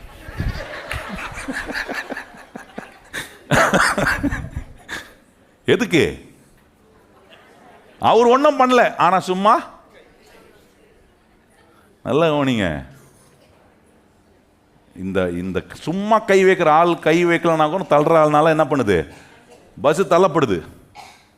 ஆண்டவர் சொல்ற, நீ துதிக்காதனால எனக்கு மகிமையெல்லாம் குறைஞ்சிட போகிறதே கிடையாது. அதுதான் சொல்ல வரேன். இந்த உதாரணத்து மூலம் நமக்கு என்ன விளங்குது? நான் கர்த்தரை துதிக்காதனால அவருடைய மகிமை குறைஞ்சிட போதா? அவருடைய வல்லமை குறைஞ்சிட போதா? இல்லை இல்லை, நான் துதிக்கலன்னா அவரை துதிக்க லட்சக்கணக்கான கோடிக்கணக்கான இயேசு கிறிஸ்துடைய சீடர்கள் இருக்கிறார்கள். அவரை துதிக்க துதிக்க அவருடைய மகிமை வெளிப்படுத்திக்கிட்டே இருப்பாரு. நல்லா கவனிங்க, அதுதான் இங்க சொல்றாரு. கர்த்தர் நம்மளை என்ன பண்றாரு? அவரை துதிக்க துதிக்க அவருடைய மகிமையை என் வாழ்க்கையில அனுபவிக்கிறேன். கையை வைத்து சொல்லுங்க, ஆண்டவரே அதனால இந்த துதி எப்படி இருக்குன்னா எனக்கு இன்பமா இருக்கு. கையை வைத்து சொல்லுங்க, அவருக்கும் அது இன்பம், எனக்கும் அது என்னத்தை உண்டு பண்ணுது? இன்பத்தை உண்டு பண்ணுது. பாருங்க, இதெல்லாம் ஆண்டவர் நமக்கு கொடுக்கிற ஒரு ஆசீர்வாதமான அனுபவம். கிறிஸ்தவ வாழ்க்கையில இப்படி கர்த்தரை துதிக்கிறது வாலண்டரியா செய்யணும். சொல்லுங்க, எப்படி பண்ணணும்? கிறிஸ்தவத்தில் அதுதான் இல்லை. பாருங்க, கிறிஸ்தவ அல்லாத மற்ற காரியங்களை கவனிச்சிங்கன்னா வாலண்டரியாக நிறைய பேர் போய் பலது செய்கிறாங்க. நான் இடத்து பேர்லாம் சொல்ல விரும்பலை, ஏன்னா லைவில் போயிட்டு இருக்குது. நான் சொல்லும் போது நீங்கள் புரிஞ்சுக்கணும். நிறைய இடம் இருக்குது பாருங்க, அங்கெல்லாம் எங்கெங்கிருந்தோ வெளிநாட்டிலிருந்து எங்கெங்கிருந்தோ பக்தர்கள்லாம் வந்து வாலண்டரியா, எவ்வளோ கோடி சம்பாதிக்கிறவன், பல உயர்ந்த ஸ்தானத்தில் இருக்கிறவன், அவன்லாம் வந்து அப்படிப்பட்ட நிலையில் இருக்கிறவங்களாம் வந்து வாலண்டரியா நிறைய காரியங்களை அங்க செய்யறாங்க. நான் சொல்றேன், மெய்யான ஆண்டவரை ஏற்றுக்கொண்டு மெய்யான ரட்சிப்புக்குள்ள வாழ்றேன்னா, இயேசுவுடைய பிள்ளையா என்ன ஆண்டவர் மாத்தி வச்சு அவருக்கு நான் அவரை துதிக்கிறதும் அவருக்கு சேவை செய்யறதையும் நான் வாலண்டியரா செய்யக்கூடிய உள்ள எனக்கு இல்லைன்னா, நான் சொல்றேன் அதை நான் உற்சாகமா செய்யல. உற்சாகமா செய்யாத எந்த காரியத்திலும் கர்த்தர் அதுல பிரியப்படவே மாட்டார். நீங்க செய்யற ஒரு சின்ன காரியமா இருக்கலாம், நீங்க செய்யற காரியம் சின்னதா இருக்கலாம், உங்க பங்களிப்பு சின்னதா இருக்கலாம், அல்லது உங்க பங்களிப்பு எவ்வளவு பெரியதா இருக்கலாம், அதுல உற்சாகம் இல்லைன்னா நான் சொல்றேன் அதுல கர்த்தர் பிரியப்படவே மாட்டார். கையை உயர்த்தி சொல்லுங்க, ஆண்டவரே எதை நான் உமக்கு செய்தாலும் உற்சாகமா செய்யணும். கையை உயர்த்தி எல்லாரும் உயர்த்தரும் சொல்லுங்க, ஆண்டவரே நான் உமக்கு ஒரு ஊழியம் செஞ்சா கூட எப்படி செய்யணும்? நல்ல கையை உயர்த்தி சொல்லுங்க, எப்படி செய்யணும்? உற்சாகமா செய்யணும். ஒரு இன்னொருத்தருக்காக ஒரு ஜெபம் பண்றீங்க பாரு, அதை கூட எப்படி செய்யணும்? நல்ல கையை வச்சு எப்படி செய்யணும்? யாருக்காக ஒருத்தருக்கு உதவி பண்றீங்களா, அதை கூட எப்படி பண்ணணும்? உற்சாகமா பண்ணணும். தேவ சமூகத்துல வந்து கர்த்தரை துதிக்கும் போது உற்சாகமா துதிக்கணும், கர்த்தர் கொடுக்கும் போது உற்சாகம். ஏன்னா அந்த உற்சாகம் இல்லைன்னா ஆண்டவர்கிட்ட நம்ம எதையுமே மறைக்கவே முடியாது. நம்முடைய உள்ளந்திரியங்கள் எல்லாம் அவர் அறிந்து வச்சிருக்கிறாரா. நான் என்ன யோசிக்கிறேன், இங்கே உட்காந்துக்கிட்டு கர்த்தருடைய சமூகத்தில் என்ன யோசிக்கிறேன் எல்லாம் அவருக்கு தெரியும். ஆனால் நான் செய்கிறது உற்சாகமாக இருந்தா யார் என்ன கண்டுக்கிறாங்களோ கண்டுக்கலையோ, என்னை கண்டுக்கிறதுக்கு ஒரு அற்புதமான தேவன் இருக்கிறார். அவருடைய பார்வை என் மேலே பட்டா என் வாழ்க்கையே மாறும். கையை வைத்து சொல்லுங்க, அவருடைய பார்வை, அவருடைய ஒரு வார்த்தை என்னை தொட்டுச்சுன்னா நான் சொல்கிறேன் வாழ்க்கையே மலரும்.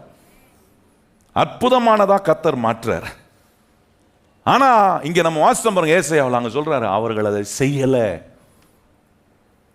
ஆனா செய்கிறவர்களை ஆண்டவர் வந்து ரொம்ப விரும்புறார், ரொம்ப அவர்களை கனப்படுத்துகிறார். ஆண்டவர் அவர்கள் மூலமா கிரியை செய்ய விரும்புறாரு.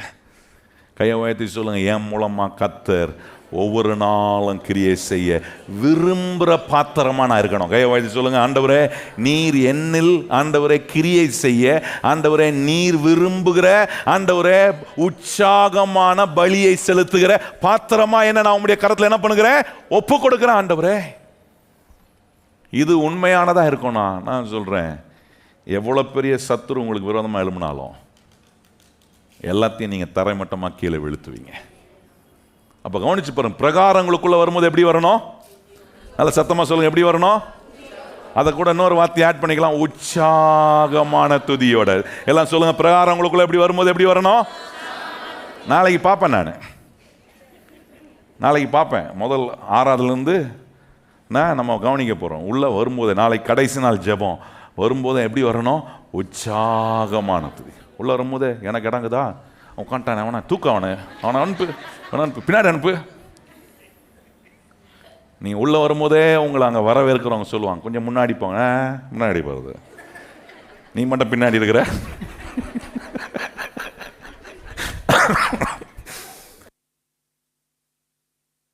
சிலது வந்துடுது, பார்த்தா சிலர் முகத்தை பார்த்தா வந்துடும் சில வார்த்தைகள். ஆண்டவருடைய சமூகத்துக்கு வரும்போது எப்படி வரணும் சொல்லுங்க, கையை உயர்த்தி. அவருடைய பிரகாரங்களுக்குள்ள வரும்போது உற்சாகமான துதியோட, சும்மா தப்பு தப்பு ஓடி வரக்கூடாது, நிதானமாக வாங்க. சிலருக்கெல்லாம் சர்ச்சுக்குள்ள அந்த என்ட்ரன்ஸ் வந்தால் எங்கேருந்து தான் வருதோ தெரில, வந்ததே லேட்டு. நானும் பார்ப்பேன் சிலரை, அது வரைக்கும் லேட்டாக வந்துட்டு ஒரு 3-4 பாட்டும் பாடி முடிச்சிருப்போம். அப்போ தான் வேகம் டடப்படன்ட்டு வந்து தட்டி விட்டு எல்லாரையும் உற்சாகமாக ஆராய்ச்சிட்டு இருக்கிறவங்கள டிஸ்டர்ப் பண்ணுறது. பக்கத்தில் வந்து தள்ளிப்போ, தள்ளு. கையை உயர்த்தி சொல்லுங்க, ஆண்டவரே உம்முடைய பிரகாரங்களுக்குள்ளே வரும்போது எப்படி வரணும்? எத்தனை பேருக்கு பிரயோஜனமாக இருக்கா நான் சொல்கிறேன் இந்த காரியங்கள்லாம்? எத்தனை பேருக்கு பிரயோஜனமாக இருக்கு? கையை உயர்த்தி சொல்லுங்க, ஆண்டவரே இதெல்லாம் நம்ம செய்ய தவறிட்டோம் பாருங்க. செய்ய தவறதுனால பவர் அதில் வெளிப்படலை.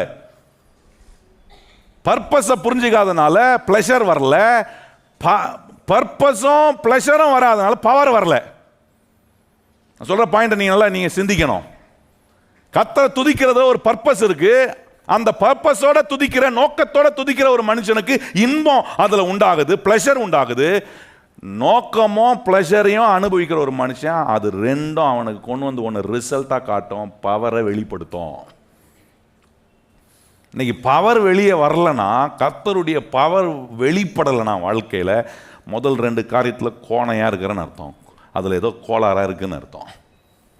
வாயில் உற்சாகமான துதி இல்லை, ஆனால் உற்சாகமான துதி இருந்தா நோக்கத்தை அறிஞ்சு கர்த்தரை துதிக்கிறேன். கையை வேதை சொல்லுங்க, நோக்கத்தை அறிந்து கர்த்தரை துதிக்கிறேன், அதில் நல்ல இன்பத்தை நான் அனுபவிக்கிறேன். கையை வேதை சொல்லுங்க, ஆண்டவரே உம்மை ஆராதிக்கிறது எனக்கு தான் லாபம். ஆண்டவர் சொல்லுங்க, கையை உயர்த்தி, ஆண்டவரே உம்மை துதிக்கிறது யாருக்கு லாபம்? எனக்கு தான் லாபம்.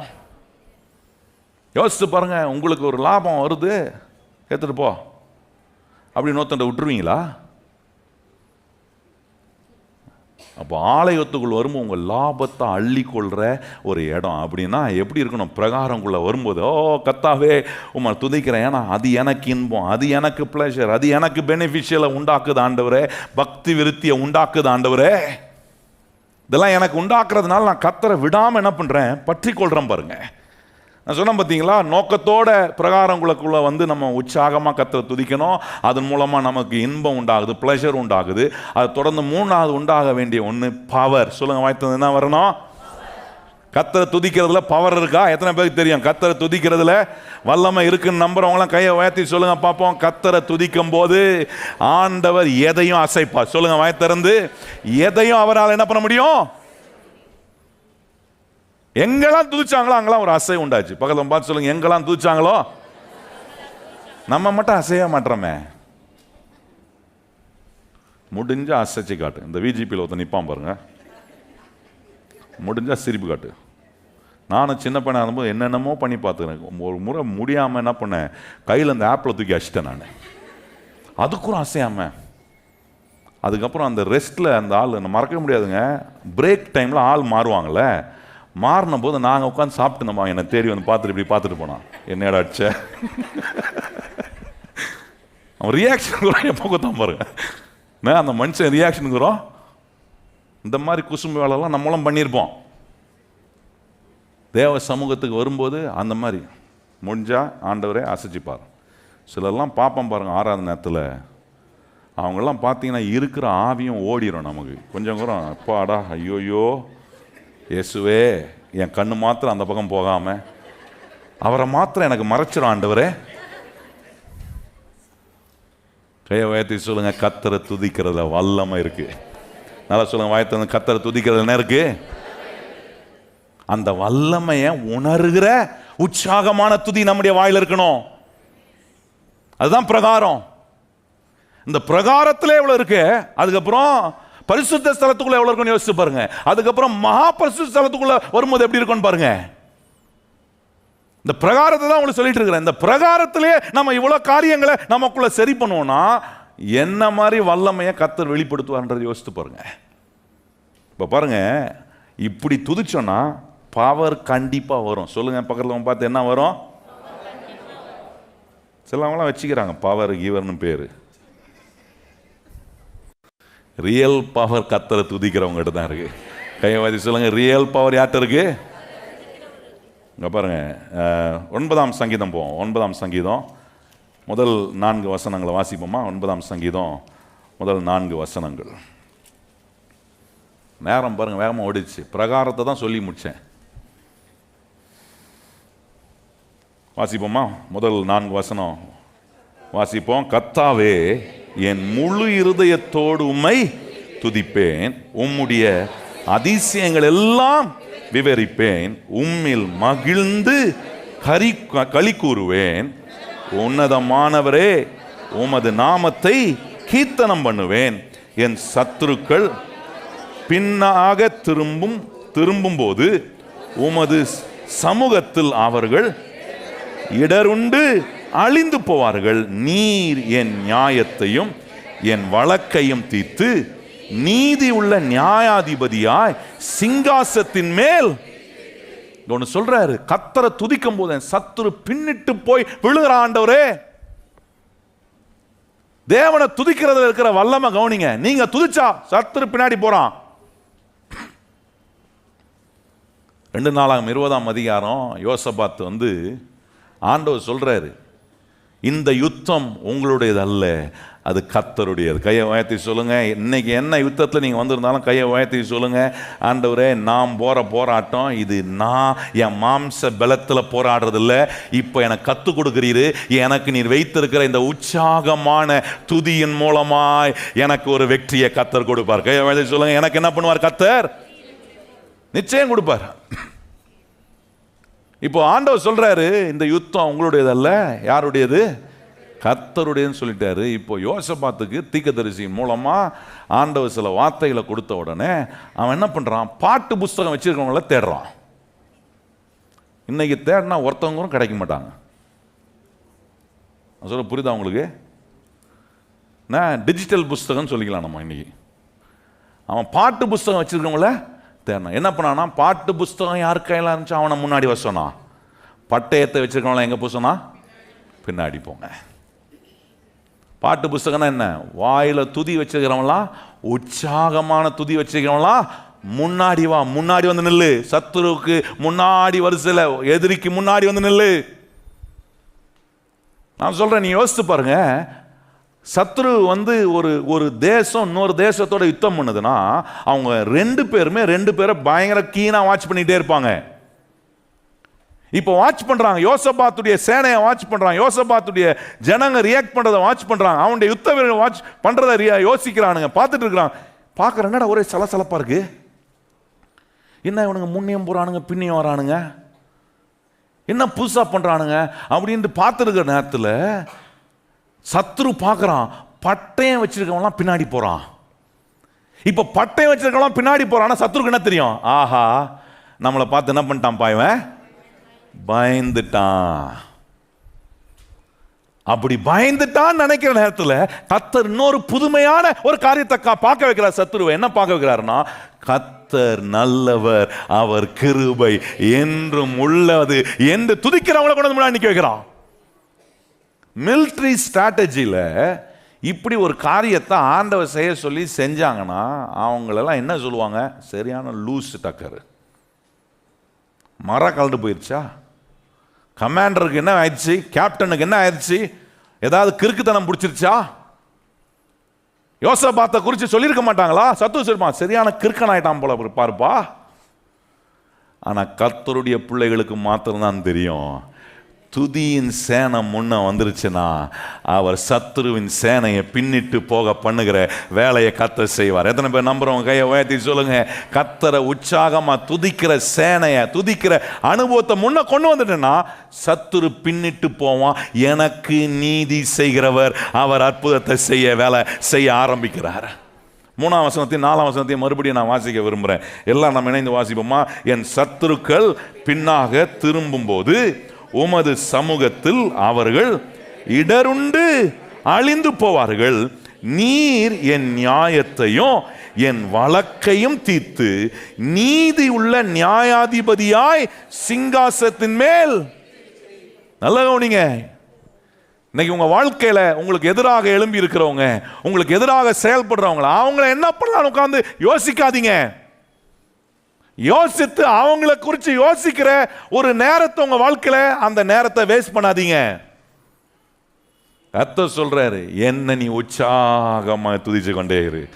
நான் பார்த்துக்கிறேன்ப்பா உன் பேட்டில், நான் பார்த்துக்கிறேன்ப்பா உன் எதிரிய, நான் பார்த்துக்கிறேன்ப்பா உனக்கு விரோதமா குழி நோன்றவன் நான் பார்த்துக்கிறேன். நீ கவலைப்படவே கவலைப்படாத. அவன் நோன்ற கோழி உனக்கு ஃபிட் ஆகாது, அவன் நோன்ற குழி அவனுக்கு கரெக்டா ஃபிட் ஆகும். ஏன் சைஸை பார்த்தா அவன் நோண்ட போறான்? என்ன சில நேரம் பாருங்க, குழி நோண்டுவான் சிலவன், நோண்டுறவன் அவன் சைஸுக்கு தெரியாமலே அவனுக்கு ஏற்ற மாதிரி நோண்டுவான். ஏன்னா அவன் நோன்ற குழியில் எவனுக்காக இவன் நோன்றானோ அவன் விழ மாட்டான், எவனை விழ வைக்கணும் நோன்றானோ இவன் போய் கரெக்டாக அதில் விழுவான். ஏன்னா அந்த குழி அவனுக்கு கரெக்டாக ஃபிட் பண்ணுவார். ஆமா, நான் கவனிச்சு பாருங்க என்ன பண்ணாரு. மோர்தெகாய்க தொங்க விடணும்னு சொல்லி அவன் கரெக்டாக ஒரு தூக்கு மரத்தை போட்டு பக்காவை ரெடி பண்ணி, நான் நினைக்கிறேன் எத்தனை நாள் போகும்போது வரும்போது மெஷர்மெண்ட் கரெக்டாக இருக்கா, கரெக்டாக இத்தனை செகண்டில் சாவானா, யோசிச்சிருக்க மாட்டானா? அவன் யோசித்த அத்தனையும் மோர்தெகாய்க்கு நடக்கல, அது அவனுக்கு தான் நேரிட்டுச்சு. கையை உயர்த்தி சொல்லுங்க, கர்த்தரை துதிக்கிற பிள்ளைகளுக்கு தீமை நடக்க கர்த்தர் விடவே மாட்டார். கையை உயர்த்தி சொல்லுங்க, ஆண்டவரே உம்மை துதிக்கிற எனக்கு என்ன செய்ய மாட்டீரு, தீமையை அனுபவிக்க எனக்கு நீர் இடம் கொடுக்கவே மாட்டீர் ஆண்டவரே. நீதி உள்ள நியாயாதிபதி. கையை உயர்த்தி சொல்லுங்க, நம்முடைய கர்த்தர் எப்படிப்பட்டவரா இருக்கிறாரு? நமக்கு நன்மை தான் செய்வார். கையை வைத்து சொல்லுங்க, கர்த்தர் என்ன தான் செய்வார் நமக்கு. இப்படிப்பட்ட தேவனை சிறைச்சாலைக்குள்ள உட்கார்ந்து துதிச்சாங்க பாருங்க. கர்த்தரை துதிச்சாங்க, பவுலும் சீலாவும் கர்த்தரை துதிச்சாங்க. துதிச்ச உடனே என்ன இருந்துச்சு? பூமி அதிர்ந்தது. முதல்ல நீங்க இருக்கிற இடத்துல ஒரு அசைவு வரணும். உங்கள் வீட்டில் யாரும் அசைய மாட்டாங்களா? நீங்கள் துதிக்கிற துதியில் ஒரு அசைவு உண்டாகணும். கர்த்தாவே வரணும். சர்ச்சைக்கே வராத உங்கள் கணவர் நீங்கள் கர்த்தரை துதித்து கர்த்தருக்காக வாழ்கிறத பார்த்து என்ன செய்யணும்? அவர் வரணும். பிள்ளைங்க வரணும், உங்கள் குடும்பம் வரணும்.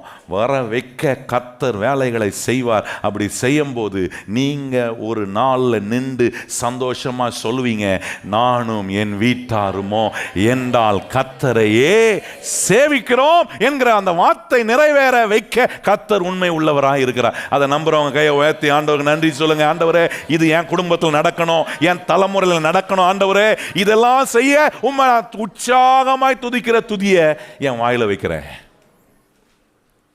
இந்த உற்சாகமான துதி இருந்தா ஒத்து நிறைய காரியங்களை கத்து கொடுத்துட்டே இருப்பாருங்க. லேர்னிங் உண்டாயிட்டே இருக்கு. சொன்ன பாருங்க, ஆண்டவருக்கு நீங்க கொடுக்கிற துதி ஒரு 10 நிமிஷம் இருக்கலாம். ஆனா கர்த்தர் உங்களுக்கு கொடுக்கிற ஆலோசனை பாருங்க, வாழ்நாள் முழுவதும் அது உங்களுக்கு பிரயோஜனமான ஆலோசனை. அதுதான் ஆண்டவர் கொடுக்கிற ஒரு ஆசீர்வாதம். நான் கொடுக்கிறது கிவிங் ரொம்ப குறைவு தான். ஆனா அவர்கிட்ட பெற்ற ரிசீவிங் இருக்கு பாருங்க, அது வாழ்க்கையை நிரப்பும், சந்ததியை நிரப்பும், தலைமுறை அது நிரப்பும். அப்படிப்பட்ட நிரப்புதலை கர்த்தரால மாத்திரம் தான் உண்டாக்க முடியும். கையை வைத்து சொல்லுங்க, கர்த்தரால மாத்திரம் தான் அந்த விதத்துல நிரம்பி வழிகிற ஒரு நிலையை கர்த்தரால மாத்திரம் தான் உண்டாக்க முடியும். கர்த்தரை பாடி துதித்த போது இடம் அசைந்தது, சங்கிலிகள் அருந்தது. கர்த்தர் அங்க ஒரு அற்புதத்தை செய்து காட்டுறாரு பாருங்க. எத்தனை பேர் நம்புறீங்க நீங்க துதிக்கிற இடத்துல கர்த்தர் அற்புதத்தை செய்வார்? கையை வைத்து சொல்லுங்க, நான் துதிக்கிற இடத்துல கர்த்தர் எனக்கு என் சரீரத்தில் ஒரு அற்புதம் செய்வார். கையை வைத்து சொல்லுங்க, ஆண்டவரே நான் துதிக்கும் போது என் சரீரத்தில் ஒரு அற்புதம் நடக்கும், என் குடும்பத்தில் ஒரு அற்புதம் நடக்கும், என் எல்லையில, சொல்லுங்க எல்லாரும் அந்த வார்த்தையை, என் எல்லையில அற்புதம் நடக்கும் ஆண்டவரே. ஏன்னா பிரகாரங்களுக்குள்ள வரும்போது துதியோட வரேன், நோக்கத்தோட துதிக்கிறேன், இன்பத்தோட துதிக்கிறேன், அந்த வல்லமையை அனுபவிக்கிறவனா மாறுறேன். ரெண்டாவது சொல்றாரு, ஆண்டவருடைய பிரகாரங்களுக்குள்ள நம்ம வந்த பிறகு அடுத்த இடம் நம்ம போறது பரிசுத்த ஸ்தலம். அந்த பரிசுத்த ஸ்தலத்தில் என்ன உண்டாகுதுன்னா உறவு, relationship and intimacy with God. ஆராதனை அங்க ரொம்ப அற்புதமானதா இருக்கும். கர்த்தரை துதிக்கிறீங்க. இப்போ ஆராதனையினுடைய அனுபவம், ஆராதனை என்பது ஆண்டவரோடு நமக்கு உண்டாகிற ரிலேஷன்ஷிப்பும் அந்த ரிலேஷன்ஷிப்னால உண்டாகிற அந்த நெருக்கம் ரொம்ப முக்கியம். பாருங்க, நிறைய பேர் நினைச்சுக்கிறாங்க துதினா 2 ஃபாஸ்ட் பாட்டு. என்ன பாட்டு? நல்ல 6 தப்பக்க தப்பக்க தப்பக்க தப்பக்கன்னு போட்டு அடிச்சா கொஞ்சம் அப்படியே அங்கே அது ஒரு காலத்தில் இறங்கியிருக்கோம். நான் சொல்கிறது புரியுதா உங்களுக்கு? ஒரு காலத்தில் கொட்டு அடிச்சா அதெல்லாம் அங்கே நிறைய பண்ணிச்சு. துதினா 2 ஃபாஸ்ட் சாங்கு, வர்ஷிப்னா ஸ்லோ சாங், தாலாட்டு பாடுறது. அதுதான் சொன்னேன், துதினா என்ன நோக்கம், துதினா என்ன இன்பம், துதினா என்ன வல்லமை. இன்னைக்கு நிறைய பேர் அப்படி ஆக்கிட்டாங்க பாருங்க. பிரைஸ்னா 2 ஃபாஸ்ட் பாட்டு, வர்ஷிப்னா 2 ஸ்லோ பாட்டு. அப்படி கிடையாது.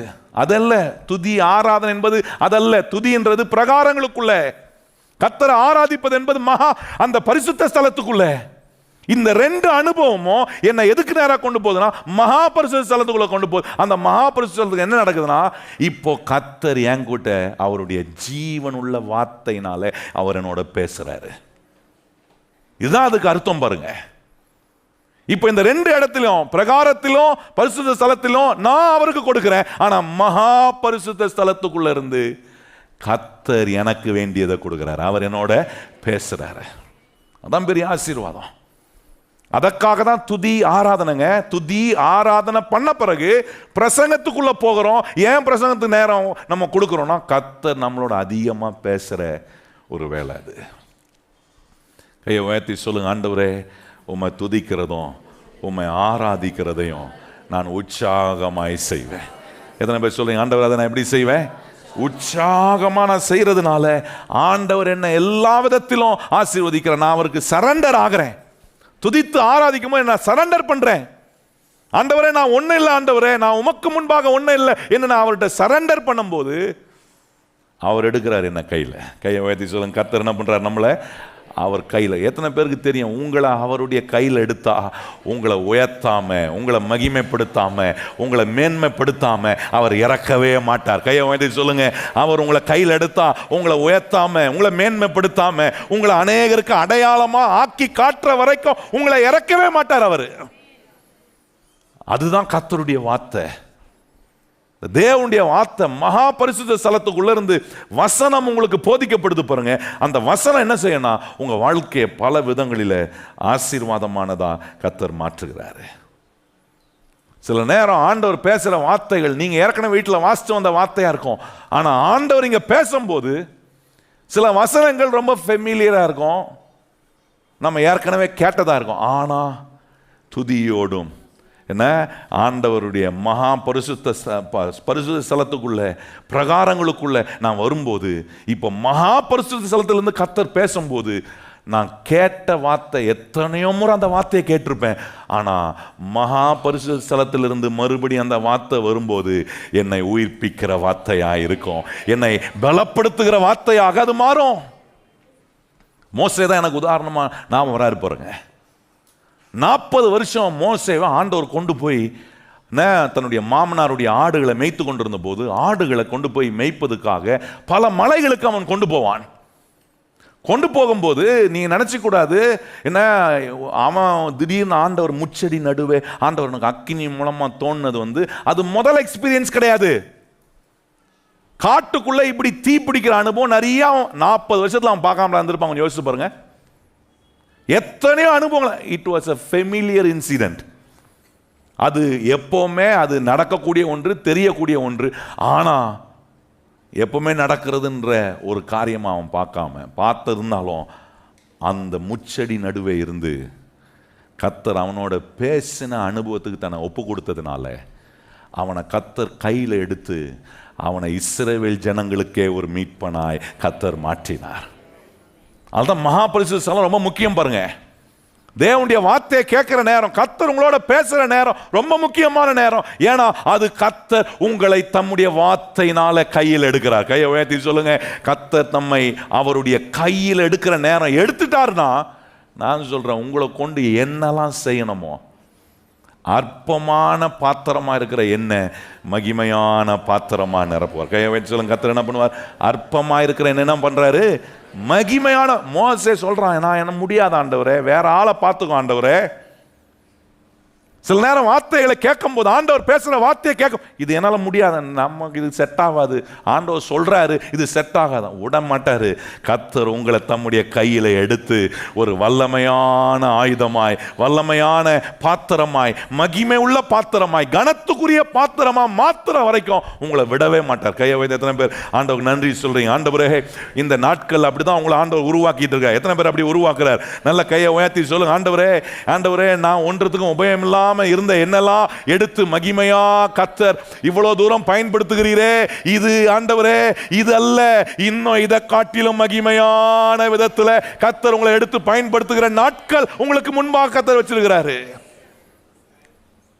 எல்லாருக்கும் தெரியும் இந்த காரியம் நடப்பதுக்கு இந்த மனுஷன், இந்த சகோதரன், இந்த சகோதரி கர்த்தரை எப்பொழுதும் உற்சாகமாய் துதிக்கிறவனா இருப்பான்.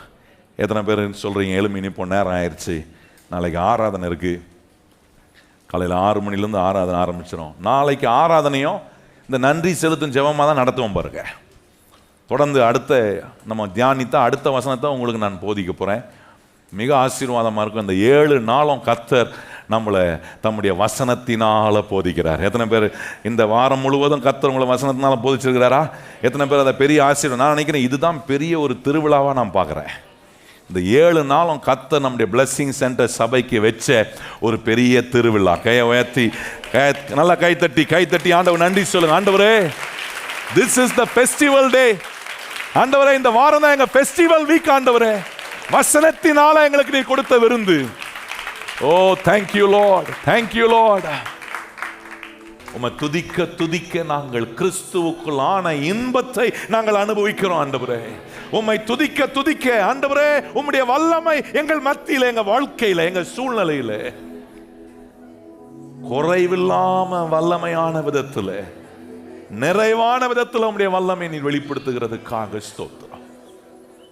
இன்றைக்கு இந்த ஜெபத்துக்கு வந்திருக்கிற எங்களுக்கு நீர் பிரத்யேகமாய் சொன்ன ஒரு வார்த்தை, ஆண்டவரே, எங்களுடைய உதட்டுல, எங்களுடைய வாயில உற்சாகமான துதியை வைத்திருக்கிற எங்களுக்கு நீ சொன்ன ஒரு வார்த்தை, நான் போய்கொண்டிருக்கிற போராட்டங்கள், யுத்தங்கள், ஆண்டவர் என்னை பார்த்து நீ சொல்லியிருக்கிறீர், இந்த யுத்தம் உன்னுடையது அல்ல, கர்த்தர் யுத்தம் செய்கிறதை நீ காண்பாய்.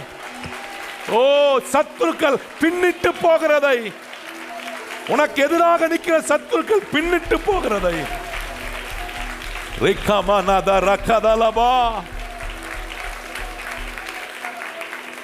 கர்த்தர் சொல்றார், உன் பலத்தை வச்சு நீ என்னென்னமோ பண்ணி பார்த்துட்ட, உன் பலத்தினால உன் சத்துருவை நீ மேற்கொள்ள முடியாது.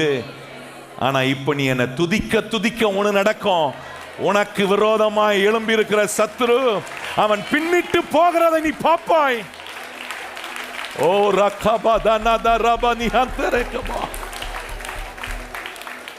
நாங்க வெற்றி அடைந்து முன்னேறி செல்வோம். சொல்லுங்க, கையை உயர்த்தி. நான் என்ன செய்வேன்? வெற்றி அடைந்து.